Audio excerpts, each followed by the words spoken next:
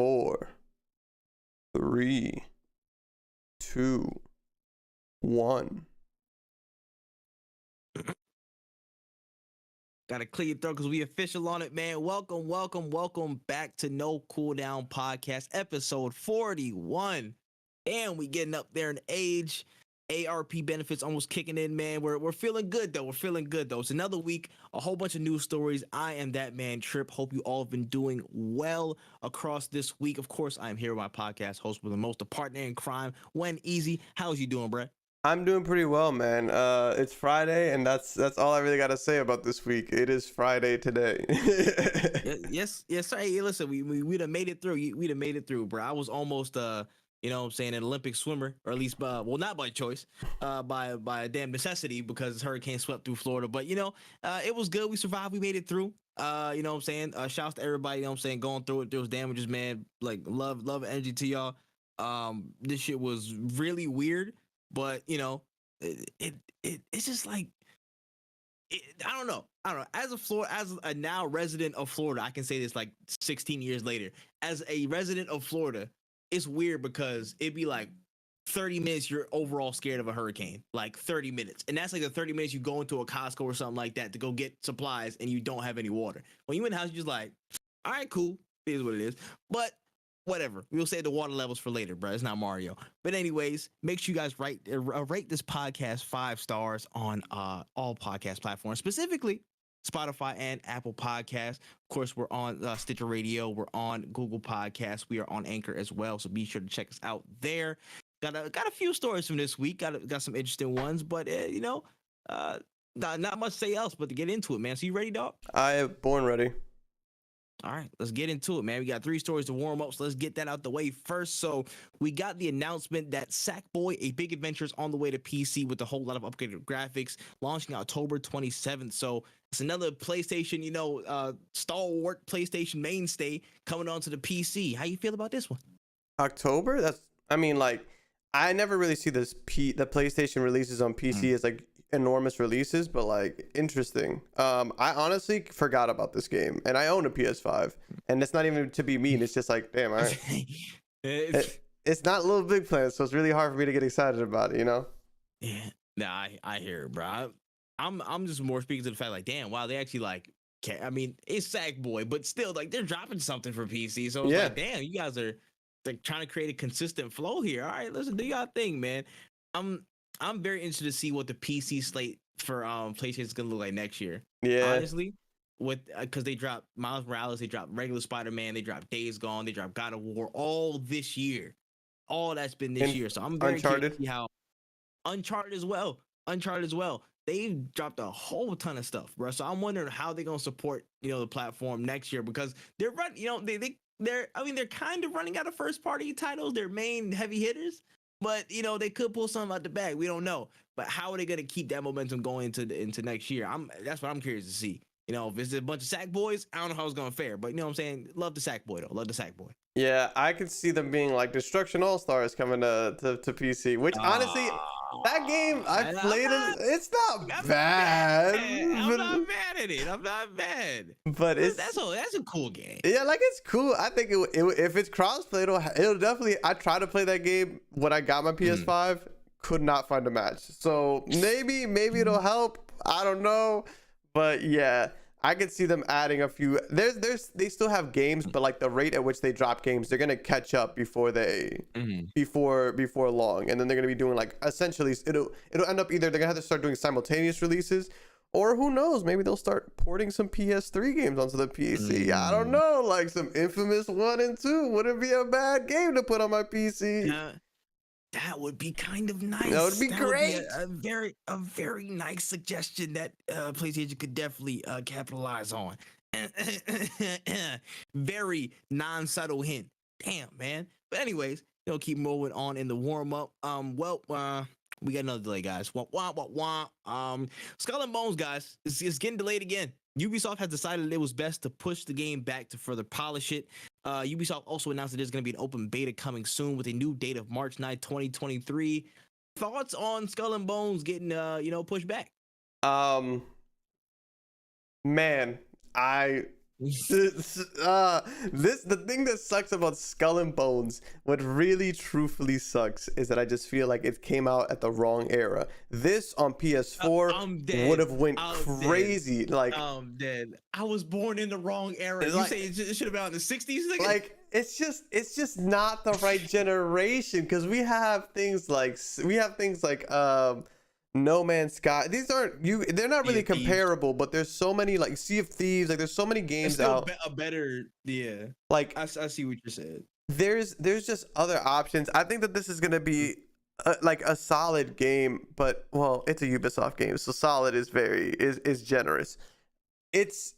I just don't know, man. That's all I'm gonna say. They got a beta coming. Right. Hey, I hope that beta. I'll play the beta. I promise you, I'll play the beta. I just don't know, bro. Look, all right, I'm gonna say this first and foremost. I know people in the Ubisoft offices. They changed the date and they was like, shit, man, we need to get out of Dodge, boy. We almost got fucked up by God of War. Let's get out of there, boy. They had to shift that immediately. Now it's not gonna be solely down to it. And I'm pretty sure, of course, they're focused on their own development process. But let's be real. If they dropped it right there in the same pathway as a God of War, you getting blown to smithereens, big dog. It's a wrap for you, bro. And I don't even know. I'm about to say, what games are coming out in March? I'm about to say, because it still could be pretty bad for them still. I ain't gonna lie, but what's it called? I'll look it I up. will say this. Yeah, I'm about to say, while I was getting research, I will say this. This game was supposed to come out in like 2014, 2015. So I completely agree with you. It is a game that belongs in another era, so to speak. But the delays and all stuff like that have pushed it back so many years. It kind of makes it outdated. I feel like it's gonna come out like, oh, it's a cool core, ship battling experience and stuff like that. But when it comes down to it, there's other games that have so much more, in their arsenal. Again, a Sea of Thieves, I automatically look at, okay, look, it's simplified ship battles, but it has so much more. You can actually, in person raid other ships or go explore other areas and do other things. No Man's Sky is literally the entire thing, what I'm saying, just a space rendition of that type of stuff. And again, you can actually control your person and move out, excavate areas, do all this different stuff, role play, what I'm saying, even further. So Skull and Bones, I already knew, for depending on the development state, that it was going to be, in trouble because it got pushed back so far along, in the development process. The ball got kicked out so much further than when it was originally supposed to release. And we're just like, damn, bro. I mean, when you come out, y'all come out, it's cool, but I don't think in any case, you guys are gonna, have any breakout success. And I want this game to be as good as possible because I want all games to be as good as possible. But I don't think Skull and Bones is it. So the March movement might have been a good call for them. As of the recording of this podcast, because we still have Game Awards, there's a lot coming out still. We're nowhere near March. The only thing coming out in March is Resident Evil 4 remake. Oh, and that's the end of the month. Yeah, that's not gonna be. So I don't think it's that big of an issue. The only other thing is Destiny Lightfall February 28th. So at the very end of February, but I don't know. Yeah, I don't know if that overlaps necessarily. So we will see. I think that's interesting. Yeah, it's not a bad spot to be in if nobody else releases anything. Yeah. They was looking at them calendars tight. They said, "No, can I go here? No, I can't go there. No. Like just March. Like playing Sudoku is what they were doing. They're just like, where can we put this? That's not gonna get us in trouble. So this don't solve shit, nah. Exactly. So that's crazy, bro. That's great, man. Honestly, Skull and Bones, I hope people enjoy it when it comes out. I will not be buying that game whatsoever, but hopefully it has a great, solid release. It's gotta blow me away. Is it? No, I'm saying it has to for me to buy it. Like I have to play the beta, and it has to blow me away. But good luck. Yeah. Good motherfucking luck, bruh. All right, on to the last story of the warm up here. So Netflix is kind of fully pushing the button and creating an internal game studio in Finland with plans to develop world-class original games to all of its users. Now, it's still early doors, but Netflix is getting deeper into the gaming side of things. How do you feel about Netflix's foray into the gaming space? I like some of the Netflix shows. What do they know about video games?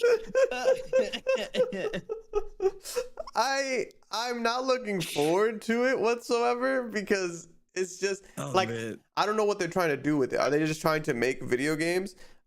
Because if they are, stop it. Stop it. You need to worry about Netflix. we need to worry about the big fish to fry here. I'm tired of like hearing these big companies getting into video games because they never have the best interests of the consumer at heart. They want to make money. Like I don't want them in the gaming space whatsoever. I don't want more big companies in the gaming space. If they like, hey, we want to start opening up a grant to help indie developers get stuff, sure, cool, whatever. But like I could just see them being like, now you can play games on Netflix, so we're gonna bring the price up to $30 a month. And it's like, oh, what do I get to play? It's like Jetpack, the one side scroller thing. Joyride? Yeah, the Jetpack Joyride 3. No.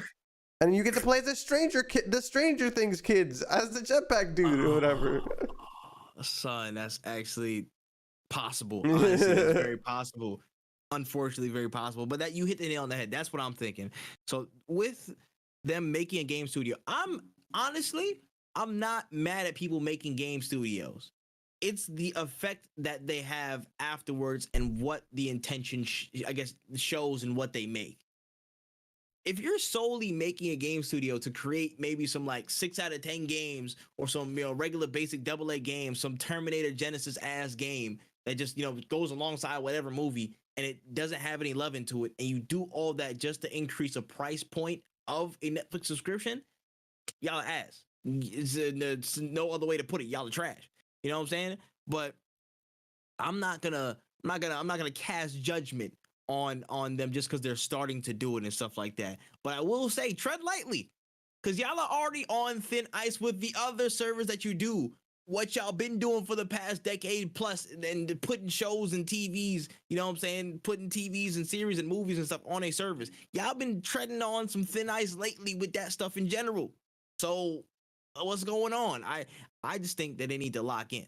Personally, lock in, and you can take your time with this. They said this early doors for the game studios, and I'm gonna keep it that way. Be very slow with that. Keep your pace and just focus on the point of what everybody's lifting the pitchforks up at you in the first place right now, the service, the Netflix service. So we'll see how the game stuff plays out, but I'm not checking out for it until y'all give me something crazy, and I don't know if y'all can do that right now. Of course, starting from ground zero, so we'll see.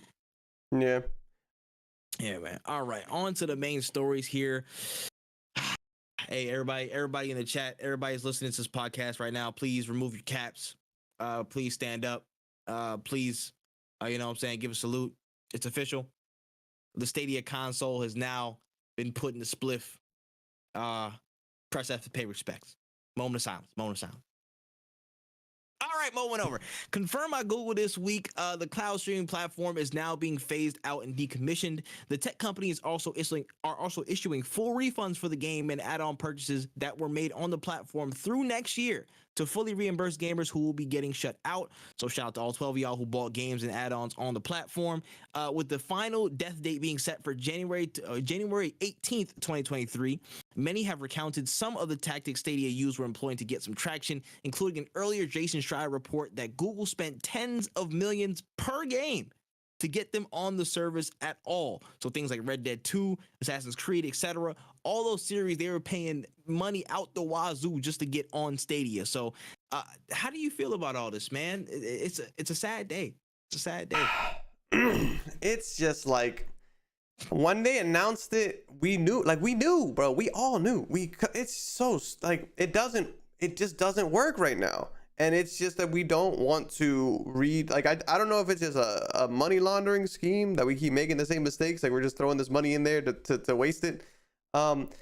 It just doesn't work. Like it genuinely doesn't work. Unless you can download these games onto something, it is not going to work. And that is what's really frustrating about the whole thing, is that we keep trying to like push this thing that inherently is just flawed. Like you can't build a house on faulty foundation. At the end of the day, when you're talking about video games being played over the internet, if the internet isn't good enough to handle just regular multiplayer, it's not going to be good enough to handle the entirety of the game to be streamed. And that's really what the issue is, that the people are just dumb. Like it's just dumb. It's just they're making dumb decisions, and it's happened time and time again. PlayStation Now, Google Stadia. I feel like I'm missing one right now. But there's still some On live something like there's was on live one. it might have been. But that's the thing is that we keep trying to do this cloud gaming thing when I just don't think that that's really gonna work, bro. Like it's just not gonna work. On live. On live is so old. Oh my gosh, that was a core memory unlock right there, bro. So I think somebody put it on Twitter timeline the other day. And I was like, on live, bro. What the hell? You streamed it and it was ass. But continue. You have better chances of literally renting out systems at this point. Like it would be a better marketing idea to just be like, yo, we're gonna buy a bunch of PlayStations and we're just gonna ship them out to people and have them rent the PlayStation to play God of War at this point, because you'd actually have people holding on to a subscription a lot longer. You know what I'm saying? It just doesn't make sense. It's honestly just a waste. And sorry to all the people who bought Stadia. I'm sure all 7 of you guys are very heartbroken right now, but you will move on, and maybe the 7 of you guys could put your money together that you spent every month and just buy a system. We're gonna lower the number every time, bro. We'll come back around. You'll see it. But again, you hit the nail on the head, right? Listen, this is what I'm saying, and this is not the only time we're gonna mention it on this podcast, but cloud streaming of games is not going to work right now. It has not been able to be on that path to viability, and it will not be in a state of viability for at least another 10 years, in my opinion. Just because we have an infrastructure, at least in North America, a very, very inconsistent, shoddy, faulty, haywire, whatever you want to call it, internet. The infrastructure for internet is just too inconsistent across the entire area of North America to bank on entire cloud streaming platforms. It's not possible. It's not feasible right now. I'm not saying it's impossible forever, but for right now and in this foreseeable span of time, it's not good. You think about how many people have like no internet connection. I could walk to the other side of the house and my internet connection might like drop or something like that because Wi-Fi extenders, blah, blah, blah, this, that, and the third. There's so many different factors that go into it that it's just not a safe bet to bank on. And it's not the fault of developers. It's the fault of just the infrastructure that they're getting into. You know what I'm saying? It's a system and the market they're getting into. They have to play within these constraints, and you're fighting a losing battle automatically. You're fighting a losing battle automatically. Like one day I'm gonna talk about this more in depth, but it's not the only time we've seen this. Again, on live died. I'm about to say that died. I don't even know if Ouya was a streaming console, but it died nonetheless. But I just want to mention Ouya because whatever, we live in slander. But it's just companies blindly go into this, and I understand from a business side of things why they want to do this.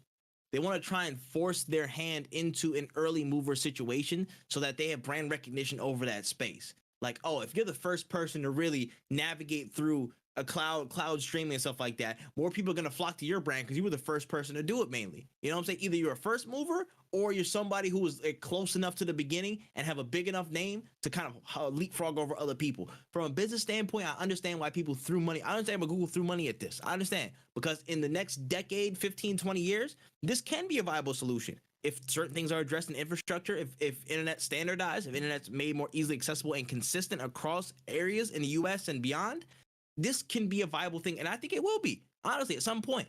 But the fact that they failed to see that the inconsistency with internet infrastructure was such a big problem is something that no amount of money, no amount of money, investment, development, whatever, on any sole cloud console could overcome. It's the biggest obstacle for a reason, and it will continue to be for the foreseeable future. And when not even Google can overcome that, it shows that it goes deeper than just a single company's failings, bro. It goes deeper than that. It's a graveyard. It's literally an elephant graveyard. Almost every system and platform that's tried to do this has died or has been stunted, has been hurt. So this is nothing new. For people that are shocked at this, what the hell y'all been looking at, bro? Because this was written on the stars as soon as they dropped. As soon as they dropped, it was written in the stars, bro. Like rip, but y'all just shot yourself in the foot by even starting. Yeah, it's not. I don't want to say it's sad because like I don't know who. It's not sad. Google got money for days, bro. They'll be alright. Yeah, no, I mean more so like I guess it's sad for the people who thought that this could work, but I don't think I've met somebody who has the internet strong enough to do this kind of thing, and is also like I don't want to buy a console. Like I don't know who that person is. Also true. And when you have and when you get to a point where like Google Stadias and stuff are in similar price ranges as like an Xbox Series S or something like that, and then the handheld versions and stuff like that, and other like consoles, which we'll get into, are in the same price range of a Steam Deck and a Nintendo Switch. Why the hell would I even invest in something so unproven where I can just go here and get dedicated stuff that's been like, battle tested? Why would I go over there? Why would I go into the, the Oregon Trail and some place that I've never been? I'm just gonna go over there where everybody is at and told me, hey, listen, the water's fine over here. So I'm gonna go that way. Yeah. It's not no damn Kanye situation. I'm not trying to be different. I'm just trying to play some games and enjoy myself, bro. Like, dang, it's not no proven ground. But speaking of which, if the death of Stadia is gonna do one thing, it's spur more companies onto building their own cloud platforms themselves. So this time it's Verizon, Razer, and Qualcomm as they revealed the Razer Edge 5G, the world's first 5G gaming handheld being built on Snapdragon G3X Gen 1 platforms.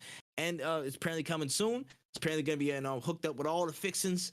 How do you feel about this one? Like, why? I think it has to be a money laundering scheme. It has to be, because there's no way you guys are all doing this. It's not going to work.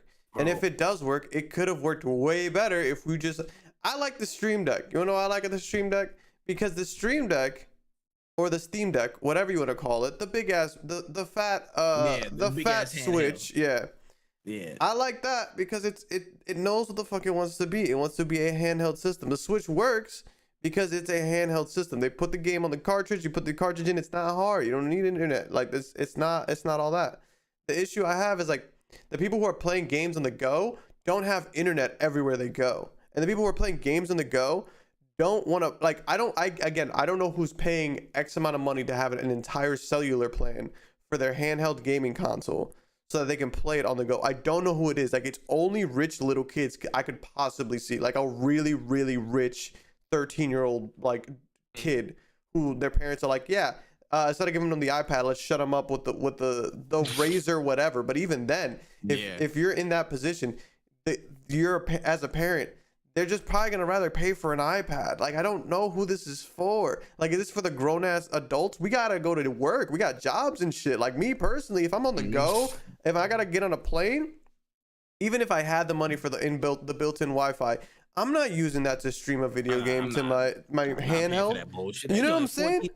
For an hour, suck. Like, I could just play Monster Hunter on my Switch, bro. I could just bring a laptop and watch a movie. Like, who's the target audience? Who's the target audience? That's the biggest question. Who's the target audience? And if the target audience is dudes who are living with their girlfriend, but their girlfriend wants to watch TV and he wants to play video games, like, he could still fucking play a Switch. Like, I just don't understand. I don't understand. I don't get it. Man, no, you're not wrong here. Again, did y'all not hear the last story we just talked about? Yo. Did y'all not just hear that? Did y'all not see Stadia die? Like, right in front of y'all? I feel like every one of y'all are just like all these suitors who are coming to lift a sword in a stone and stuff like that. You know what I'm saying? It's stuck in there. You're all trying and throwing your arms out. You know what I'm saying? You're breaking your clavicle trying to pull this thing out of the stone, bro. Like, it's not working for you because it's not the time. It's bigger macro factors that are affecting what you guys are trying to achieve and break into. Like, it's just not happening. It's just not happening, bro. Honestly, I think one way, I understand the cloud game is going to be big. It is big now, but like in terms of cloud gaming, it's going to be like all the rage and stuff like that in probably like 10 years. So I understand why you're breaking in that. But I feel like why some people might be trying so hard is that because it might be more expensive to get actual physical cartridges and build a physical catalog from that, or at least some type of dedicated storefront from that. It's much harder to get into the game that way instead of investing money into a new technology or cloud game and stuff like that, and just leapfrog these different services like GeForce Now and Epic Game Store. Like, I feel like it's easier for them to make that leap rather than create dedicated architecture for a physical hard drive, graphics card, all that stuff like that. Solely operable on that system instead of needing cloud gaming. It's much easier for them to go the cloud route than do that physical stuff and actually compete with a Steam Deck, compete with a Switch and stuff like that. I feel like that's part of the reason why it is, but y'all gonna fail. Yeah. Honestly, 8 times out of 10, y'all not gonna make it through when the Steam Deck's already carved out of space. when Switch has already carved out a space, when PlayStation is investing in backbone for a mobile market now, even though that's not directly cloud gaming, it's still something that can be perceived as the same thing around there. Since you're saying this Razer Edge is a handheld, like there's so many areas where it gets shipped off. Where do you fit? Where do you guys fit into that realm? And it's not working. It's not working. And by the time y'all figure out how to even do it, Xbox, Sony, and Microsoft, I'm about to say Xbox, Sony, all the Nintendo, all them people, they're gonna figure out how to do cloud gaming too. And they're gonna figure out how to put it into their native, thing. They're gonna put like a PS7 cloud version or something like that, and a PS7 physical. Like it's just gonna be the same exact shit. I'm telling you, like you guys are fighting a pretty much losing battle. I understand you're trying to find a way in because it's lucrative, but you're just running up against factors that are too high of a wall to climb right now. Yeah. It's not something that can be done right now. It's something that if you guys really wanted to do something about this, you would I don't know, but all of you companies, like we have Google, Amazon, now it's Razer, like all these big companies, you guys can get together and do something about the internet infrastructure, and then y'all could stream whatever the fuck y'all want. I'll buy every single one of y'all shits. I'll pay for every single one of y'all shits for a year. I'll play them shits all over the crib, at the supermarket, whatever y'all want. But there's just no infrastructure for it, so we can't. If we wanted to use it, we can't. Like it's just not possible. And lower my phone bill, Verizon. Damn. Anyways, let's move on from them. We got a first look at a new game here. Wild Hearts. I believe we talked about it a little while back, maybe, or we might have cut it off the notes, but we actually have some info on it today. So it's a co-op hunting game set in a fantasy world inspired by feudal Japan. It's going to be up to 3-player co-op with different world zones that aren't fully open world, with different craftables and flexible combat like dashes, grapples, and slides. It's going to be coming February 17th, 2023, of course, from EA Koei Tecmo. How do you feel about this, man? I know it might be airing into that little Monster Hunter lane. So how you feel about it? I'm gonna just play Monster Hunter. Like I don't think that this will be bad. Koei Tecmo, this isn't the first type of Monster Hunter-esque game they've had. I've played the other one. It's good. It's not bad at all. The first one was fun. The second one added the grapple hook. I think this might be like a spiritual successor to those games, and maybe it's getting more support, which is amazing. Because the first one. Like, I shit you not, when me and my boy, we loved Monster Hunter, but we both had 3DSs. We didn't want to play them on 3DSs. So until World came out, we were like trying every other option. We played like the God Eater game, which was like Monster Hunter, but more anime. We tried the Koei Tecmo one. I cannot remember the name of it right now, but they were all solid, but none of them were Monster Hunter. And that's really what it came down to. I think this game is pretty sick. I think if you're interested in this, but you don't want to play if you don't want to play Monster Hunter, but you want to play this type of game, I'm just going to look at you weird because I feel like Monster Hunter is the one that made this kind of genre. So it's weird to be like, it's like, I want to play basketball games, but I don't want to play 2K. If you have your own gripes with Monster Hunter, then I guess, sure. Actually, that's not a fair comparison because 2K actually sucks. Yeah, but yeah, 2K, I mean, 2K, I'll give some credence because people said 2K is better this year, but this is before the big patch, so we'll see what happens. But like, if there was no other alternative, it's like, okay, I'd say maybe if you want to play FIFA, but then you choose to play eFootball before the big patch. Yeah, you know what I'm saying? Like everybody plays FIFA, you know what I'm saying? For the most part, and if you don't, you just like gave up on the genre completely. But if people make willing choices to, you know what I'm saying, play eFootball for years, which has been notoriously shit over this past like 6 months, and not play FIFA, that's kind of a wild choice, in my opinion. Yeah. I guess it would be more so if you're just a fan of like, if you're a fan of the monsters, because they look interesting. It looks like a very interesting game. Also true. This you game there for the aesthetics. Yeah, this game looks really good. So if you're somebody who's like interested in this, and maybe you've already played Monster Hunter and you beat all this stuff, because there are people who've done that. And you're like, I want to get into another game like this. I would say this game looks good. I haven't played it yet. If y'all want to send us some copies, we'll definitely play it on stream. This shit looks insane. I have high hopes. But it's EA, so we're gonna be careful. What was the name of that one game? It came out recently, bro. Like maybe in the last year or so. It was like a small like animal or something like that, and then he had like a sword and he can't do like hella fast movement and stuff like that. I'm trying to remember the name of it. It was Biomutant. Yes, that one. It was Bio something. Oh my goodness, I can't remember the name of it. Shout out to the chat. the game that I was talking about, the first Koei Tecmo Monster Hunter game was called Tokiden. That's what it was. There's Tokiden and Tokiden 2. Yeah. Okay. I'm with you. Those are like Biomutant. Biomutant, yeah. That was the other, and that's the name of the other one. Yes. It kind of reminded me of like a smoother Biomutant, but Biomutant was still pretty smooth from what I saw, honestly. But kind of looked in that style of it, but me, I'm like, I haven't played any of that genre of games much anyways. So if I'd start, it's gonna be Monster Hunter, bro. I'm gonna keep it a stack with you. It's gonna be Monster Hunter. And it's not even disrespecting any other game. It's just the franchise. It's just it's strong. It's that much of a foothold on that genre, bro. Like, you know what I'm saying? You don't say basketball without mentioning Michael Jordan, LeBron James. So yeah, you don't mention that genre without saying the people who ran that genre. You know what I'm saying? So unfair, but hopefully it comes out good. But it looks aesthetically, it looks really, really nice, bro. It looks sharp. It looks really good. Mm-hmm. All right. This is a part where I maybe Wayne might have to sit back a little bit. I do want to get his thoughts though, honestly. So this past weekend, the COD Modern Warfare 2 beta went down, and a lot of people had their chance to, get their hands on it, see what's up with the game, get their looks in. I know Wen 100% did not try the game because he does not care. But I was interested to see if you saw any of the discourse, any of the rhetoric on it, if you had any thoughts. I know I have mine, but I want to hit you first.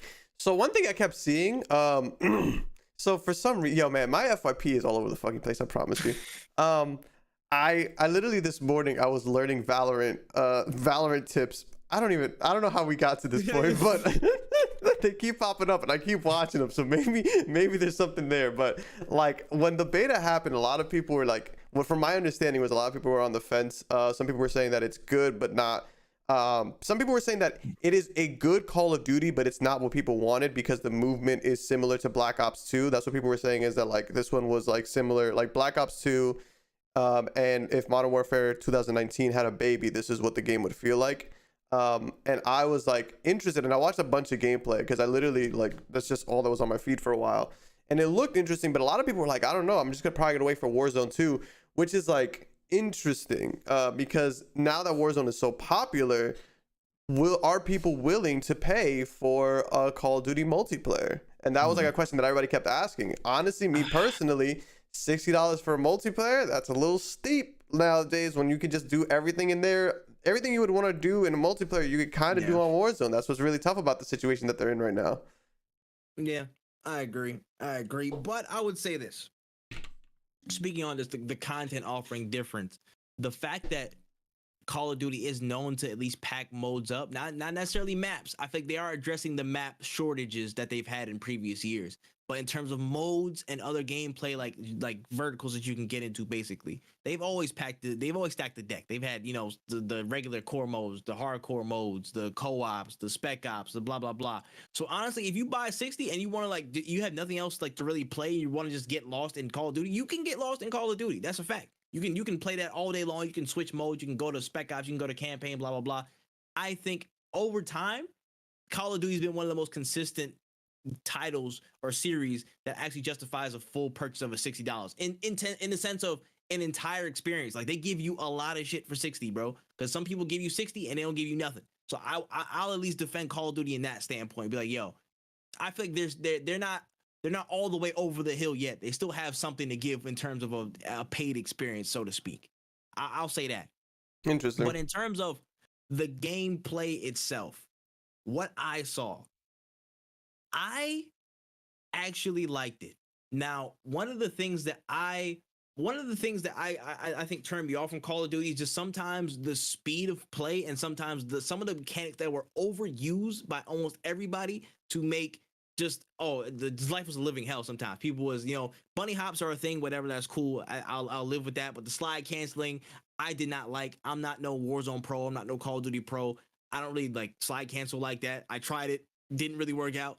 But I feel like they made the right choice, in my opinion, to slow down certain parts of movement. They gave you dolphin dives. They gave you certain tactical sprints and whatnot. That's still there. You know what I'm saying? And then the vault hang, stuff like that. The movement has been slowed down. The speed has been slowed down a little bit, and the time to kill has been increased. And I feel like that creates a much more fruitful relationship between how people, again, interact with the game and whatnot. Because you can still run a gun. You can still do your thing, of course.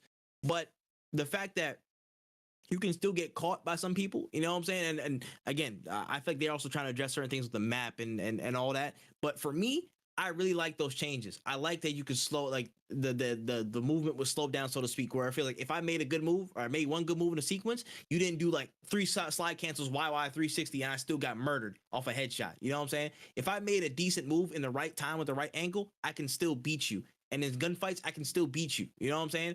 And if you get a good shot, you can win. So I like that it felt a lot better to me. The core of it, the gunplay felt so much better to me. And another thing I will say, the viability of the guns actually is a lot higher than I thought it was compared to previous games. My favorite gun from that beta was the LMG. It was I forgot the name of it. It was like the first LMG you get. Now, I'm here thinking that everybody's gonna abuse the MP5, everybody's gonna use the M4, everybody's gonna use that stuff, in which a lot of people did. A lot of people did abuse it, but I thought I was gonna have to fall into the meta basically and try and keep up. And sometimes I use those guns, of course, like whatever, just try them out, test them. But honestly, the most fun I had was with that damn LMG. And it was actually viable. Again, in close range, I was getting messed up unless I hit fire. But again, mid range, if I'm aimed in, I'm flagging you down, bro. You getting riddled, bro. It's a wrap for you. So I like the balance between that. The marksman rifles weren't too crazy. Again, like I tried to use the marksman rifle, like unless you got crazy aim, your shit ain't working. You know what I'm saying? 2 shots is a kill. And if you're chesting up, that is a 1-shot kill. So the guns actually felt fairly balanced, in my opinion, aside from maybe some people going crazy with MP5. But even then, they kind of fixed the MP5 as well. They added a lot more kick at distance, and they made it much harder to use at range. So they're listening to certain addresses from the previous Modern Warfare standpoint. I find some weird thing. I don't know how I feel about the perk changes yet, because they basically what they did is they put, okay, you get to pick two perks you start with for free, and the third perk you basically unlock it, or like you unlock it in the game, or like it happens at some point early in the game, you unlock it, and then there's an ultimate perk that you unlock later in the game just by playing your timers or whatever. I don't know exactly what it was. They added Last Stand again, which was you don't use a gun, you just use a syringe, like you're self-reviving in Warzone, but it's still kind of annoying a little bit. I don't know if it's like the biggest gripe, but I'm just like, why the fuck y'all add that back? You could have just left it, but whatever. Aside from that, like, I couldn't find too many complaints. I actually enjoyed it, and I was playing solo for most of the time. Like, I actually think that it was better than before. They definitely took some things that they saw from Modern Warfare 2019 and they tweaked it. I think this is much closer to what they really wanted in terms of slowing it down, creating better time to kill, creating some more viable guns and whatnot. I feel like kill streaks were like they're normal. It is what it was, but does it justify the whole full purchase for some people? I don't think it still will. I think people are really gonna just wait and see for the Warzone to see if that's what's best for them. My thing is, if enough people convince me to get it, I'll get it. Honestly, that's where I stand. If enough people have a squad game, because the days of me buying Call of Duty just to play, you know what I'm saying, grind out shit is over. I'm only playing that as a casual gamer. I'm a social CODer now. I'm a social casual COD player now. Like, if there's at least 6 people that say, hey, listen, bro, we want you to get on the game, you know what I'm saying, cop it, let's run some games together, I'll get in there, no question. But I think it'll be a decent game. Honestly, I think it'll be decent. What people are waiting on is the Warzone thing, which nobody's really said much about. But what I can speak to on the multiplayer, it was probably the better experience I've got, the better taste of multiplayer that I've got over the past few Call of Duty since 2019. Honestly, with the maps, Ground War was back in. Ground War modes look actually really good. Like, you can be in like the helicopters. Like, it felt really like Battlefield-ish, because Battlefield is, you know what I'm saying, like out of there, but it felt really good. There was some other modes in there that was new, like Knockout and stuff like that. Well, I don't think Knockout was new, but it was the other money one and hostage situations. All really cool game modes. The proximity chat, people are toxic again, so take with that what you will. I don't know if that's a good or bad thing, but it's sure as hell entertaining for at least a half second. And yeah, I can't fully call how it will turn out, but for me personally, it was better than I thought. That's good to know.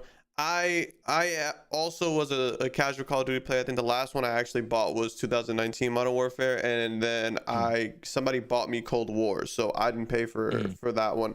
But yeah, I enjoyed Call of Duty when I played it. I think that the multiplayer was I honestly enjoyed multiplayer way more than I enjoyed Warzone. And yeah, same. I don't want the worst for this game. I want this game not to be fucking 18 terabytes. That would be amazing. Yes. Um, Also so true. that's really my only takeaway is that like I hope for the best for the Call of Duty community because the beta wasn't bad though. The beta wasn't a bad download size either. It was probably around 20 something gigs maybe. I gotta double check it, but it wasn't crazy. But it is a beta, so that doesn't matter. That has no bearing on a full game. That has absolutely no bearing. If we can free up some space for like for all the shit, you know what I'm saying? Like that's my biggest concern is that. And then like there were certain things I remember when I played Cold War on release. Like I would set my audio settings to specific things. Like I would set it so that I was never in party chat, and every time I joined a game, I was in match chat, and I was like, I didn't want to be here to begin with. Like why? Like that. Like some small growing pains, but that's just bugs and whatnot. I can't say that I've truly had a horrible Call of Duty experience, but I just don't like the way that they're moving with certain shit. Yeah, I hear it. Yeah, there's also all those like the problems with them, like the mini map situation. Are they gonna fix it? Are they gonna ignore people? You know what I'm saying? The cheats was Ricochet actually in the beta because people are already cheating again. Like hopefully they can get that stuff locked down because people is out here. So unrelated. Again, my FYP page. It's a fucking Wild West. But I somehow managed to end up on somebody doing like a deep dive into cheaters because apparently there's a list now of people who have used cheats. They said that they were able to get into this cheating programs. Basically their client list of all the people who use them. Yeah. And it's linked to people's like Activision accounts, so they're able to tell who's. They got the blacklist, bro. They got the blacklist. Crazy. It's if I find it and like it actually turns into something big, I'll send it to you because I think that'd be something hilarious to talk about the pod. And like there's some hot topics in there. There's like that Nadia girl that everybody's trying to get up out of there. Like there's a lot going on. I know for a fact they hunting for that name too. They hunting for her name like a motherfucker. Listen, we're gonna find it. They're selling out for that name. That's the big fish. But yeah, no, like that's something that was happening, and I was like, man, I really hope they get this cheating situation locked down because this is a horrible look for your shooter. Imagine these niggas pull a 0 Dark 30 just for a Call of Duty cheater name, bro. That's gonna be crazy. Raid her chat and all that stuff like that. We got you. But the thing is, at the end of the day, Shotty will have made more money than any of us could have possibly imagined. I ain't gonna lie. Now, I'm not saying she's cheating or not, but if she was, I'm saying now's the time to start racking in before I disappear to Guatemala, boy. I'm about to be gone. I'd have been 7 LLCs deep by the time you find my name on the Activision thing. All my money liquid. I don't know what you mean. I wasn't even here. I'm not a streamer. I'm an entrepreneur. Facts. I'm dead. All my money being backed by charity, baby. Them tax breaks. Anyways, man, let's switch gears here. I'm gonna take a back seat this time because it's now the segment for some Overwatch 2 correspondence with our Overwatch 2 official correspondent, When Easy. So let's break down what's been going on. I'll give you the whole rundown of all the changes that we saw in the past week, and you can go ahead and talk about it. So Overwatch 2 just around the corner, and there's a big news dump of some changes and speculation that's coming to the game, including chat transcription. So the game will now use machine learning and audio transcripts to detect who's being toxic as hell on the game, and by taking samples of in-game speech and being reviewed in plain text to decide who's banned or not. SMS protection, so everybody will have to have a cell phone number attached to their Battle.net accounts to play. Character unlock, so new Overwatch players are going to have to grind old heroes that are being carried over to the new version, while veteran players who have played Overwatch 1 will have access to the old roster much sooner from the looks of it. And comp requirements, so in order to get to any competitive game mode, all Overwatch 2 players will have to win 50 games of quick mode in order to unlock it. So a lot of news changes. Let's hand it over to our correspondent, When Easy. So we're going to start off with the chat transcriptions. This is what's really funny about that. And this is something that Charles the Sauce, a great friend of ours, brought up. What does the chat transcription say for black people saying the N-word? Like, are you going to get banned for that? Because it's a transcription. They don't know. Like, they don't know. So, like, he was saying a lot of people might get banned off of that for just talking to their friends. I don't think that the chat transcription is going to be used. Like, I don't think they're going to save every single chat, and I don't think they're going to be reviewing it live. I think what's going to happen is if you get reported, they're gonna look into it, or they're going to save that. So that's one thing about the chat transcription. I'm not against it at all. I don't mind it. That's like the only downside I could think of is just that.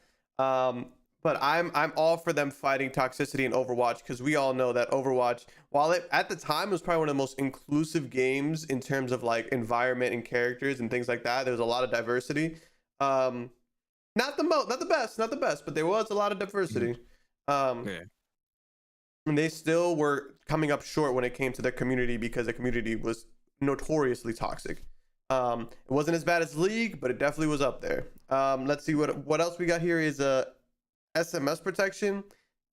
Everybody has a cell phone these days. Even if you're young, if you're too young to have a cell phone, you're too young to really be playing Overwatch. So I don't really think that that's that big of an issue. Yeah. I would say people like was botting or smurfing or something like that. Yeah. How many cell phones you need? You need phones like Kevin Gates or some shit like that. I was about to say that's the only workaround. I honestly don't, and I never understood the idea of smurfing. The only reason I could see myself smurfing was like back when Apex was super sweaty, and I was trying to teach my friends the game. I didn't want them to be in my lobbies because they're gonna get fucking murdered. But even then, that is not always the case. And at the end of the day, they could also just play without me. Like I could just like spectate them or whatever. Like smurfing to me is just fucking stupid. Overwatch unlocks, I'm not against it. I don't really like it, but I'm not against it just because like back when Overwatch first dropped, you had all the characters. So like if me learning Overwatch for the first time as a new player, never playing this game before, can figure out what everybody does, I think most new players this day and age can do it as well. Because let's be honest, we have Apex. There's so many hero shooters nowadays that like Overwatch created all of these games to start using heroes in their games that I feel like everybody has played a hero shooter before they play Overwatch 2. So it doesn't really like to me make that much sense. I get what they're trying to do, and I'm not against it because you're gonna get the characters, and as long as it's not like you need to play 10 games as Soldier 76 before you can unlock any of the other DPS. Like no, just like do like a 3 to 4 games. Like it's not that deep. The comp requirements. This is gonna make that first week of Overwatch hell. Winning 50 games in quick play, playing 50 games is different from winning 50 games. Because there's gonna be people in there going crazy because they want to be like the world's first whatever. They want to get to world's first like Diamond Grandmaster or whatever. I think they should have just not released comp for like 3 weeks and then or like 2 weeks. Like I don't think it's that big. But winning 50 games, you're gonna have people roasting you in the casualist of modes. It's like, bro, relax. I'm just here playing Roadhog. Like I'm just trying to learn. Like I'm here with some friends who are just trying to learn the game. Like it's gonna be so fucking annoying. But they've changed a lot of stuff about comp too and how it's going to work so that people aren't like roasting. Like you're not going to be able to see people's like rank on the game. Like you're not going to be able to see people's like profiles. Like they did a lot to like to quell people roasting you. It's going to happen, but it's just like, man, I don't know. Like these changes are fine. That's the biggest thing. The biggest takeaway is that I see that they're trying to do something. I just don't know if it's going to have the significance that I think it will. The SMS protection is probably the biggest change for people because people are really going to have to lock in their accounts. Because I know multiple people who will just like cheat, buy a new copy on a different profile, and then cheat again. Like it's not, they will get away with it. And I'm liking that these gaming companies like Valorant and like Overwatch are trying to do more to quell cheaters because in this day and age, I feel like it's so easy to get cheats on almost any shooter. Like that's no lie. That's no lie. Only thing I will say is I don't appreciate the character unlocks because I am a new Overwatch player technically, and some bullshit. You know what I'm saying? I'm gonna be here for like hours and stuff like that. But I'll pick somebody to play, whatever. I'll focus in on somebody and make it happen. But otherwise, I mean, these all seem like pretty fair changes, except for the comp thing. Yeah, the comp thing, niggas gonna go feral. Niggas gonna be feral that first week. Oh my gosh, like it's gonna be tough. It's gonna be. I will not be in game chat. I will not be in game chat. I will not have the chat open. I will be playing with people. I promise you. They will not be able to contact me. They're gonna have to find another way of getting a hold of me. And if you find me through BattleNet to send me a message like, "Yo, your blah blah blah sucked," I'm like, "Bro, go outside." Like, go outside. 100%, bro. But you know, it is what it is, man. Overwatch is, you know, it kind of. I mean, we'll see. Next Tuesday. I'm down to give it a try. Yeah, let's just hope. Fingers crossed. It doesn't kill anybody. Yeah, It might me, kill me, but I will yeah. be streaming it on my YouTube. So if you guys want to see what Overwatch 2 looks like, we're gonna be playing it on Wednesday. You know, 100%, 100%. All right, let's keep it pushing to the next topic here. We got a weird topic, honestly. All right, listen, I don't know if it's just me, but like, okay, Twitch they had a lot of like changes over the past like few weeks. So like probably like the last like week to 10 days. But like a lot of these changes like just started rolling through. So I mean, just to roll through them a little bit, we have elevated messages, which are basically YouTube super chats. Had like a 70-30 split after fees and taxes. So, just think of super chats literally in Twitch. The official shout out command that shares direct follow button into the chat. Follow cues that suggest ideal times to remind viewers of things throughout streams, upcoming stream views and like dashboards. And that's been in like the past week alone. So, I mean, thoughts on all these changes for 1 and 2? Like, dang, these kind of came out of nowhere, didn't they? Yeah, stepping up to the plate, honestly. You won't catch me praising Twitch too often, but like this is the kind of things they need to stay ahead of the pack, because at the end of the day, a lot of people have been saying the same thing. Twitch's days are numbered. Twitch is going to be going out soon. Like this is the kind of dedication I like to see. Like I want to see you don't have an algorithm, you don't have certain things that other platforms have. What are you doing with that split that you changed, that extra 20% you took off the table for partners? What are you doing with that extra money? What's that extra money going to? And seeing these new features, it's like, okay, cool. Because it was really shady when the first thing we saw after they said we're taking away those 20% split, that 20% extra split from partners. The next thing they announced was like Megan Thee Stallion is going to be at TwitchCon, and it's not sponsored by Twitch, but it's like, yo, the optics, my guy. Like you gotta understand. It's people aren't going to read the whole message. You're going to see that and get outraged. It's, by the way, it's sponsored by Lost Ark, I think. So it's not Twitch who's paying her. By Vin Diesel? No. Vin the Korean. No. Yeah. Vin Diesel did not pay Megan Thee Stallion to go to TwitchCon. My fault. I was like, all right, survive. Art? Nigga, Vin Diesel. I don't want to say, bro. What the hell? How you know? What's the family relation, my nigga? What's going on, man? Oh man, I hope she's in one of the Fast and Furious movies. But besides the point, I like that they're doing more things with the website. I like that they're adding more things to the website. Me personally, I kind of push more towards growth than things that will get you paid. But that's just my own point of view on content creation as a whole. This is really good. I love the official shout out command, because that's something that we've always implemented, but like never really had a really good way of doing it, because you would have to just click on the link and then go there. This is way better. I'm actually a fan of some of these. I'm actually a really big fan of this, and the 70-30 split is like awesome, because that's what people have been asking for a while now.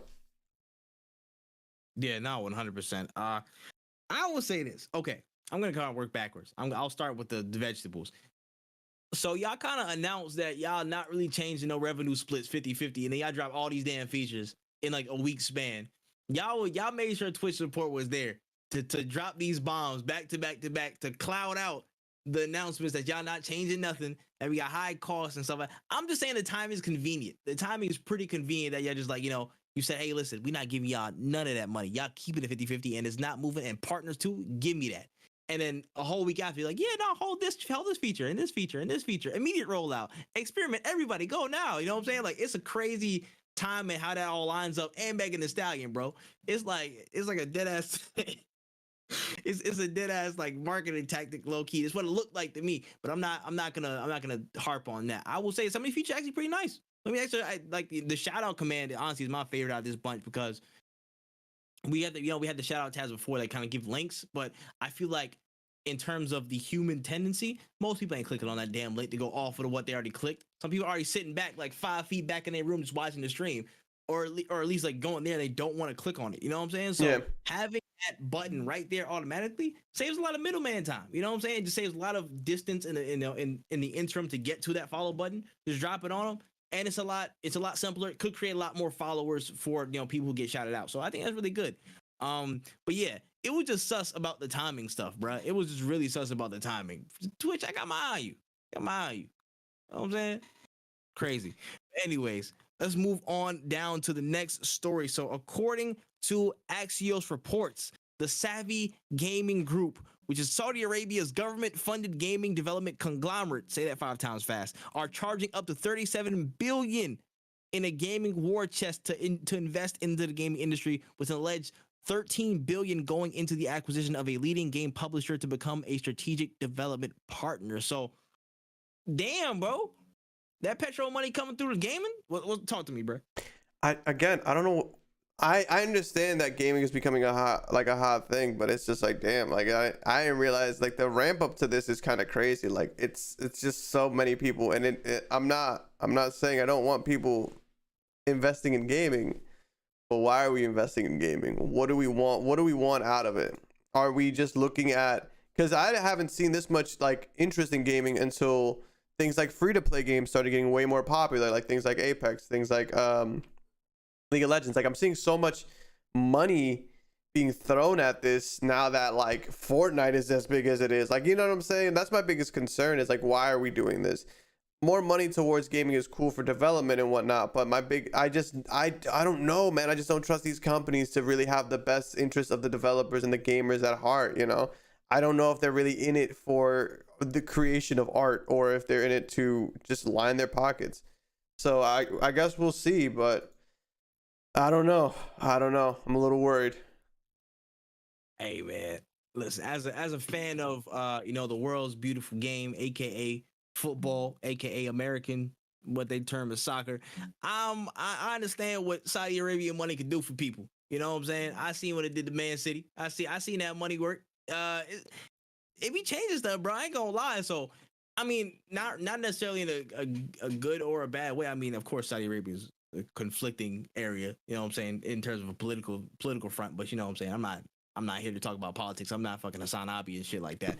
But with that amount of money to be invested into the gaming industry, I wonder where they would put it. Specifically, that $13 billion. So, usually, if you have an excess of money, you're gonna need basically a jump starter to get established in the gaming industry. So you would take a big fish that basically nobody's looking at right now, and you would basically say, listen, that's mine now. Slide the money, cool, take it.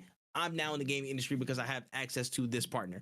I'm just wondering what's gonna be the next step. Off the top of my head, Ubisoft is like the easiest lick. Ubisoft is the easiest lick. They're a huge game publisher. You know what I'm saying? They have had some financial considerations. Of course, the Guillemot brothers still own half the company, but they've kind of they pushed off another, well, almost half of it to Tencent and stuff like that, I think. But they're close to an edge. They're close to somewhere. That could be a company that they could look into. EA has been being shopped around a little bit according to certain reports. You know, they was looking at Disney, Amazon, Apple, like, hey, who wants to pick up EA? And that could be a possibility. So wherever the money lies and wherever the money lands, I will say this: you need to really inject that cash flow if you're going to do it. Don't half-ass it. 37 billion look like they're not half-assing it, bro. They got it too. So I'm like, really, it just put it in the pockets of the people who know what they're doing. That's all I'm saying. Don't try and have too much for controlling interest in a sense. You know, of course, your money, of course, you're going to have an interest, but give the reins and give the wheel to the people who know how to do what they do. And that's my only word of advice to anybody that's having a huge, again, influx of money. If you're billionaires getting into a gaming industry, give it to people who know what they're doing, because the chances are you do not. So if you're going to try to put your imprint your ideas on the gaming, company or whatever, chances are people aren't going to rock with it. So you just got to invest in the right people first and foremost. So I honestly think it could be EA or Ubisoft, but I don't know. Who do you think? If it could be anybody? I don't know. I think it might be Ubisoft, but I can see them. I can see people wanting to just buy EA because they have, like, Ubisoft has so many IPs, but I feel like a lot of the IPs are very similar. So like it's not really as enticing as like EA that has so many IPs. Like they have and they have Star Wars in their back pocket, and it seems they have some ties to Marvel too. Which, I mean, I feel like every company has a ties to Marvel. Yeah, everybody. Yeah. If I were them, and the valuation for Ubisoft is only 3.75 billion. That still leaves you with around roughly 9 to 10 billion left in the bank, which is a crazy number, bro. I'm starting the No Cooldown Gaming Publishing Network today, right now. we are starting. We are publishing several games in the next 3 to 6 weeks. Many of which will be just screenshots of just stuff on the Twitter profile, but we'll make it work. We'll make it work. Don't worry, guys.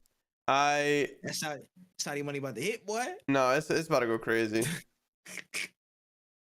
Yeah, that crazy, bro. Crazy times how we've gotten this far in terms of the gaming industry. But hey, it is what it is, man. On to the next story here. So the PS Stars loyalty program got some details ahead of its October start date. So basically, upon startup, you can take part in campaigns and challenges that can be simple as logging in each month, or as complex as earning specific trophies and solving puzzles on your launcher in the PlayStation, hub world or whatever, the dashboard. And you can earn digital collectibles and loyalty points that can be redeemed for things like PS Wallet funds and other PlayStation Store products. So I know you had some interest in this beforehand. So how do you feel about PS Stars now? Fucking whatever, I guess. Like, I'll probably, whenever I sign back into my PS5, I'll probably, like, if they ask, like, yo, do you want to sign up? Like, I'll sign up. I'll connect my shit because I'm going to spend money on PlayStation anyways. But, bro, I don't, like, you guys could have did a points system and I would have cared way more. Like, you guys could have done, like, yo, you spend, like, even Nintendo has a point system. Like, that's, you're behind Nintendo. That's not a place to be in ever. Like, I spend $60 on a game on my Switch and it'll count as, like, 600 gold coins, and each gold coin is worth like 1 cent American. So like after a certain amount of money, after I spend so much money on Nintendo, I'm going to be able to use that money to buy something else. Like, I've bought DLC with it, I've bought full games with it, and it actually helps me want to spend money on Nintendo games because I'm like, at least I'm getting something back. These digital trophies are just not it, bro. I genuinely don't care, and I don't think anybody really cares that much either. I feel like the days of like gamer scores and trophies are only important to a small select few these days. Yeah, the paradigm has shifted so much, bro. I remember everybody damn near used to be an achievement whore, bro. Everybody. Yeah. I was trying on Xbox, bro. I was trying to get that gamer score up, bro. I was trying to be legit, trying to perfect every game out here, bro. Only had like Doritos Crash Course and shit. But anyways, for me, again, it's like the cool like. I'm kind of like, I do enjoy some like the marketing things where it's like, oh, you scan this QR code and like you have to enter the secret game or whatever, this little puzzle thing, a little like goose chase, national treasure type shit. I'm a nerd for that kind of thing. So this is kind of cool in that respect, but sometimes I just want to get to the games and play. Now, it depends on what values you give me for like the PS Fun wallets and stuff like that. If it's like $1 at a time, keep it. But if I'm solving a big quest and you give me like a good $10-15, that's not too bad. That's not too bad. So I think for me, the viability of this depends on the weight of the redeemable loyalty points. The collectibles is whatever to me, honestly. It's whatever. It's digital collectibles, bro. Your dad's gonna be free NFTs, and I can't hold no damn, Crash Bandicoot statue. So whatever, bro. Yeah. I mean, overall, it's cool. It's cool. Yeah, it's whatever at this point. It's whatever, bro. It's whatever. But anyways, let's go on to the trailer trove, the section where we talk about more watchable media that have, had some stories this week. And we got 2 specific ones this time around. First and foremost, as a part of Last of Us Day that happened earlier this week, we got the first full trailer for the Last of Us HBO Max TV series with some cool and familiar shots of the world, Joel and Ellie, and some more characters to send the third. How did you feel about the official first full Last of Us HBO trailer? I feel like ever since Last of Us 2 came out, like I feel like it's been Last of Us since then. Like they've been pushing this franchise to the brink. But it does look good. I am interested in watching it, and I probably will watch it. But with how many times they've released Last of Us 1, man, I know exactly how this is gonna go. Hey, I'll see you in Fortnite. We get them Joel and Ellie skins. Yo, yes, sir. See, you know what I'm saying? Like, for the Soul trailer itself, looks fantastic. Honestly, it looks really, really good. It's what I want from the show, basically. Honestly, like Pedro Pascal doing his damn thing, Nick Offerman in there. So I'm like, listen, I can't complain. It looked really good. Yeah. It looks really good. But again, it's just the wagon of Last of Us is being dragged until the wheels are rickety and fall off. And it depends on how long they're going to run it for. Probably another at least 3 years, honestly, until the multiplayer factions thing comes out. But this is interesting to see in general how far Last of Us has been pushed now from the periphery all the way out. Now it's like center stage, just the big dog carrying the torch. I believe we talked about this a few weeks back. It was like having those PlayStation franchises that carry the entire, well, most of the weight as a, you know, that has everything. You know what I'm saying? The games, the commercials, blah, blah, blah, this and the third, like extra TV shows and everything like that. They always kind of take their turns in terms of the PlayStation, I guess the rotation for like who's the big dog. You know what I'm saying? Last of Us gonna be doing it. They might take a quick timeout breather to wait for the HBO Max show to come out. Then God of War gonna come out. Then everybody gonna do their thing. It's just there's this tagging in and tagging out. It's interesting to see how much they're being utilized right now. Yeah, I think it's gonna be good. I hope people who haven't played the game watch the show, because I think that's the people who are really gonna enjoy it the most. My gosh, somebody on Twitter was like, "Hey yo, please guys, don't spoil this show. Don't spoil this show." The first trailer, I don't know if it was sarcastic or not, but I just looked at my phone for a good 2 minutes. I was like, they can't be serious. You got to be shitting me. That's you gotta funny. Be shitting me. That's funny as hell. I for the sake of the joke, I really think they were dead serious. I really think they were dead serious, bro. I was like, nigga, you for real right now? You for real? A dead ass decade old. Yeah, shut your ass up, bro. That was funny. But anyways, on to the biggest news possibly of the entire week in the trailer trove or not. So Ryan Reynolds took to Twitter this week to talk about the progress of Deadpool 3 and how it all has been going. He's been soul searching, doing his whole usual shtick for promo and whatnot. And he just ended up casually dropping the bombshell that Hugh Jackman will be reprising his role as Wolverine in the third installment of the Deadpool movie franchise, man. So in a follow-up video they did after, they didn't give away too much, but they did say that they aren't gonna, alter any events that happened in Logan. So Logan happened, he's dead in Logan. That has still been, prophesized as canon. That's still holding its place. But thoughts on Hugh Jackman back, bro? Wolverine coming through. So it's cool, but I'm not as excited. Before you guys pick up your pitchforks, it's like, I'm not saying that it's not gonna be cool. I think it's sick. I wasn't a big fan of Deadpool 2. I might have to just rewatch it, but like I didn't even get through it the first time. I was kind of just like very about the whole thing. I understand the significance of this because I know that they've been wanting this to happen for so long. The only reason I'm not super excited is because I kind of wanted us to move forward with the X-Men, and this could be that. Like, this very much well could be that. But I just didn't want, like, Hugh Jackman can play another Wolverine, awesome. But we still gonna need a new Wolverine. He's not doing it forever. That's just kind of how it's just the way it is. He's not going to be playing Wolverine forever, especially if we're going to bring a new cast of X-Men. It's going to look weird. I guess it wouldn't look weird because Wolverine technically is older than everybody else, but like seeing like a young young Scott who's like a 20-year-old actor, and then like Hugh Jackman who's like 40 and he's just like, oh well, let's go, bub. Like this guy, like let the guy retire. He's like, Logan was a good send off. Bringing him back, sure, maybe, like, I don't know. I just thought Logan was such a good way to send him off, and like bringing him back kind of just feels like, I don't know, man. I'm not as excited as I guess others are. I'm definitely on the opposite side of the spectrum. I'm hella excited. I don't give a fuck. Nobody said this Wolverine I grew up with. I'm gonna keep the stack. I don't give a fuck about none of that, bro. Disney bag is eternal. The Disney bag is eternal, baby. It could bring people back from the dead. That's why. I will say this though. For the people that are complaining that, oh, this desecrates on Logan, they literally said, hey, listen, what happened in Logan's what happened in Logan, so y'all can take that for what it's worth. It's not going to affect anything that happened with the movie, so it is what it is. But also on that note, people reminded, like, everybody on the Twitter timeline, like, do y'all realize comic book characters come back literally every 2 months? They die and then come back, dying and come back, dying and come back. You're like, oh, you're not respecting the comic, but all the sanctity of it. Like comic books are any better. You know what I'm saying? They're even worse. To keep it a stack with you, they're probably even worse. So that argument, honestly, I feel like it's dead in the water, low key. Like, just enjoy the movie for what it is, bro. If it's just some happy-go-lucky trip or whatever with Wolverine in it, just appreciate the time and space that you got to see Hugh Jackman again. That's my thing.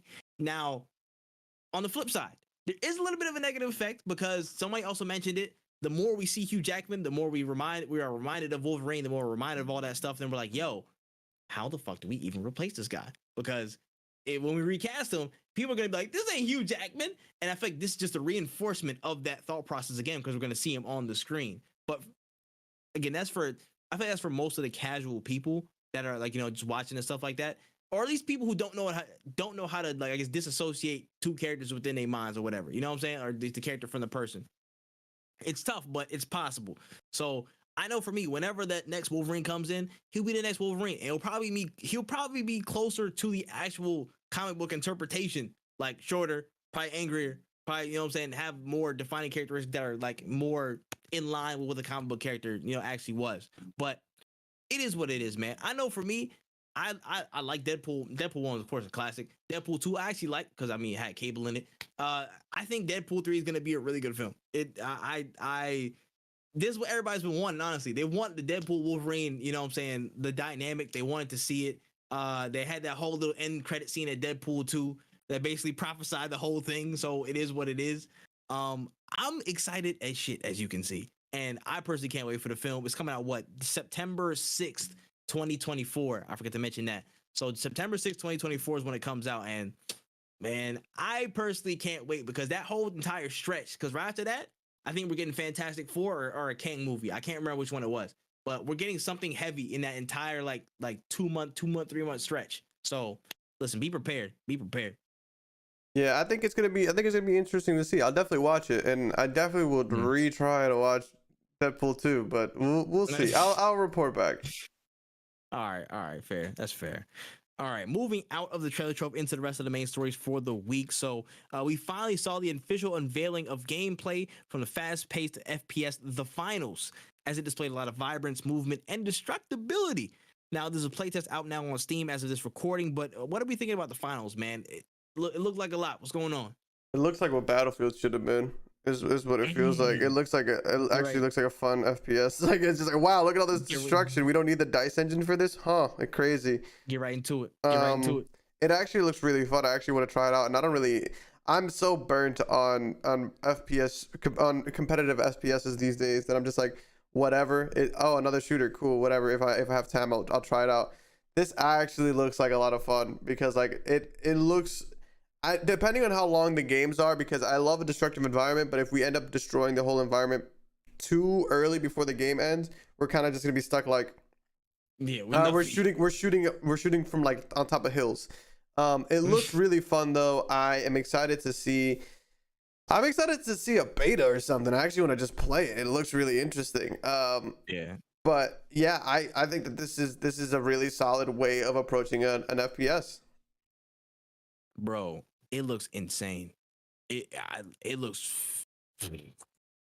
My mind be blown, bro. I ain't gonna lie to you, son. This looks crazy.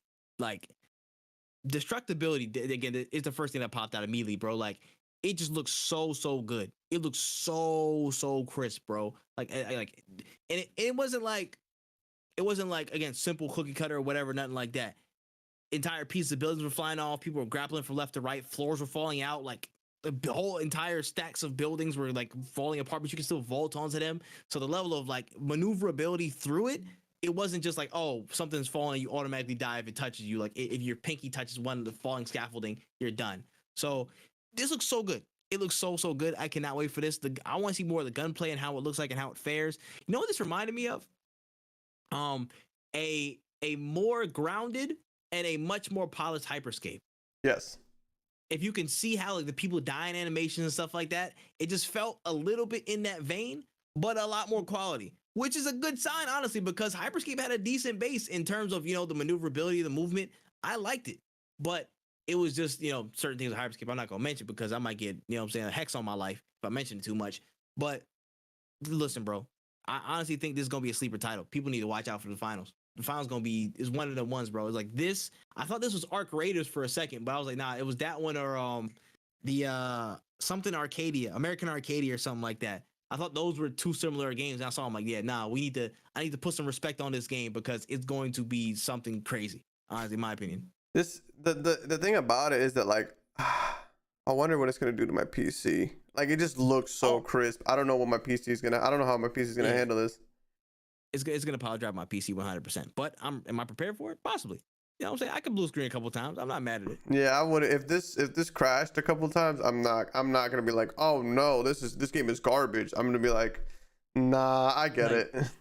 like, son, look at the zip lines, all the skins that came with it inherently, bro. Like, do you see like the whole like goo machine that built like a bridge? I'm like, Yeah, it's nuts. a lot of this looks way smoother off of first grip than I even could have imagined. Honestly, I had no clue what this thing was even gonna be, but this is beyond my expectation for what the finals is. So look, keep it coming, bro. I already signed up for my playtest, bro. I'm trying to get in there ASAP. I gotta sign up for mine. I'm not gonna lie to you because I actually want to be a part of this. Listen, get on that Steam page, my boy. Get on that Steam page. But yeah, moving down to E3 rebuilding news. So after we heard where the E3 is alive, it is officially cleared that roadmap to its comeback festivities for the next year. So basically, the new and improved event, of course, facilitated by ReedPop, is going to take place from June 13th to the 16th with half and half days. So 2 days.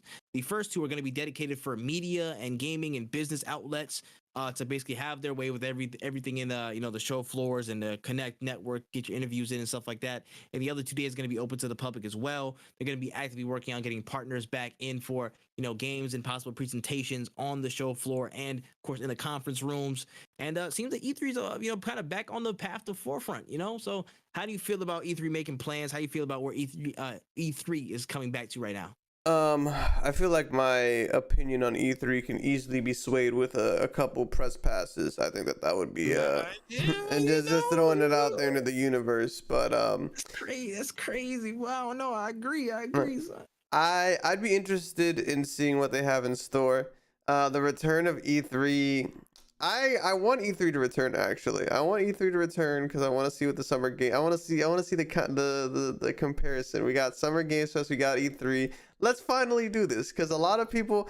I can't wait if Summer Game Fest and E3 happen and and E3 comes out on top of me like y'all were right. We missed E3. If it disappoints. I'm going to find every single tweet that I saw where it was like, we lost E3 to this.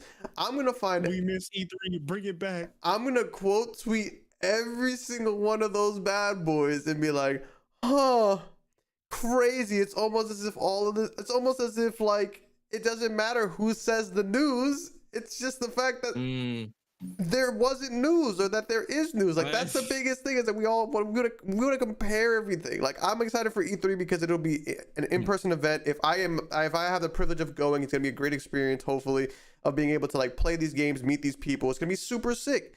I kind of just hate how like we look at this as anything other than like a marketing thing. Like it is really just like, hey, we are bringing you trailers. Like that's all we should look at it. People are like, whoa, it's like a competition now. It's like, no, dude, they're just bringing us game trailers. Bro. Do you not want that?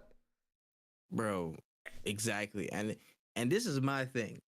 I like when people compete for me. That's just my personal, you know what I'm saying? Thing. Especially companies. When you compete for me, it just makes both of you better, which makes my choices even better. So let's keep that ball rolling. So if E3 is stacked up in 1 week and then Summer Game Fest like the first week, Jeff Keighley's gonna be off the hook because he's not working at E3 no more, so he gotta show them up because he made his own platform. He's gotta get Kojima to drop like 8 announcements. He gotta be up on the phone calling everybody, trying to pull in favors and stuff like that. Use his Mountain Dew and Dorito Pope status and actually make something happen. And then E3 is coming back, mad resurgent, and of course they got ReedPop, the people who did like all the Comic Cons and stuff like that. They have their whole network that they're gonna use. So I want them to wow me. I want them to come back with a bang. If I want E3 to really, again, just put their stamp on next year. Be like, hey, listen, we still can do this. We still can bring out these companies. We still can show these trailers, blah blah blah. And I want Summer Game Fest. I want Jeff Keighley to be like, yo, listen, they shouldn't even have been here in the first place because we got this, and this off the rip, blah blah blah. I want them to compete for my attention. That's all I want. Because at the end of the day, we all win. The more they compete against each other, we win. So y'all keep it up. Y'all say, oh yeah, this versus who? Because if we're gonna be real, I don't give a fuck. I don't care. As long as I get the trailers I want to see, I'm cool. You could have gave it to me by a messenger pigeon. I still would have did it. You know what I'm saying? I still would have been fine. But the fact that we have these formats and y'all gonna, again, automatically compare and pit things against each other, because that's what a lot of y'all people do, I'm fine with that. As long as it spurs better competition, better trailers, more content, and more enjoyment for me, the average gamer. Yeah. My only concern, please, E3 and Summer Games Fest, do not pull shit out of your ass if it's not ready to be shown. I understand y'all want to compete, but I swear to God, if y'all show anything GTA 6 related and y'all tell me that game ain't dropping for 5 years, I'm gonna be pissed. I'm gonna smack you. Like, I'm gonna drop kick you. I'm gonna be don't show shit that's not ready. Let's not do that. Facts. Let's not waste everyone's time. Facts. And also, so a side note, if Fable is not ready, Xbox, don't show it. We talked about y'all a few weeks ago too. If Fable's not ready, don't show it. Matt Booty, listen, look, bruh. I'm a hire a fraud to come jump you, bruh. I'll hire a fraud to come jump your window. Listen, if games aren't ready, don't put them out. Please, if games aren't ready, don't show them, don't put them out. Just wait till they're just right to even release. Thank you. All right, moving down to the last news story of the day, I think. So we finally got to this little blurb, man. So it's been like 9 days. Gundam, just kind of sitting around. It's out now. It's out in the wild. How do you feel about Gundam Evolution? You know what I'm saying? Let's talk through it, bro. How's it been? It's been painful. Like that's for sure. It's been hella painful. It's not a bad game though. I really enjoy it. I think it kind of fits into the space of like it fits into the space that Overwatch 1 is leaving, which is like the 6v6 hero shooter. The only thing that I wish was easier to do was unlocking characters. Like that's really the only problem that I have is like unlocking characters. It's not even a grind. It's just the fact that it's like it's not that it's not even a grind. It's the fact that I don't know how you can grind without putting any money into it, Facts. Like you don't know the systems that are in place. Everything's just so foreign right now. It's like, okay, how does this relate to unlocking any characters? What challenges can I do to get this online? Like I don't know what I don't know. And one of the things, like one of the missions was like heal 10,000 heal yourself 10,000 like damage or something like that, something crazy. Yeah, 10,000 for like a weekly or whatever. And all the characters that they gave me to do those missions didn't really have a healing function. Like I would have to go into fights, leave fights, wait to like heal myself. And it was things like that. I was like, this is kind of annoying. And then every character that is locked, overpowered, very strong. I have I really wish I was like saying like no, like I'm not as like no. The only way to kill some of these like melee Zaku, the only way to kill him is if you have a sniper and you shoot him in the head. That's literally the only way you can stop that man. It is a problem. It's super annoying. Terrorist. Yeah, like it's just not fun when you have like things locked behind, and like I'll get locked. Like we got spawn trap, like we couldn't leave the spawn because they were like 3 melee characters all beating our ass, and then I'm just trying to get out the spawn, and then like the team is like LOL easy, and I'm just like, bro, like I can't even I can't do anything. Y'all paid money for this game, and honestly, if y'all don't make unlocking characters easier, it's not gonna last long because there's just not enough characters to really. There's just not enough characters to really be able to like do counter plays or anything like that, or either that or just nerf some of these characters. Like I need some nerf rollouts.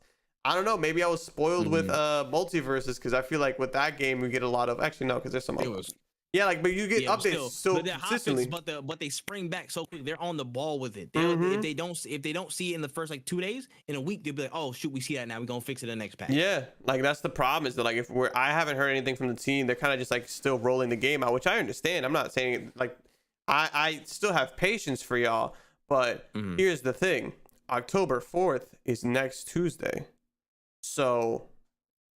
If your hero shooter ain't up to par, that little week lead that y'all decided to do this, y'all decided to wait till the end of September. Remember, y'all game was good when I played it in the closed beta.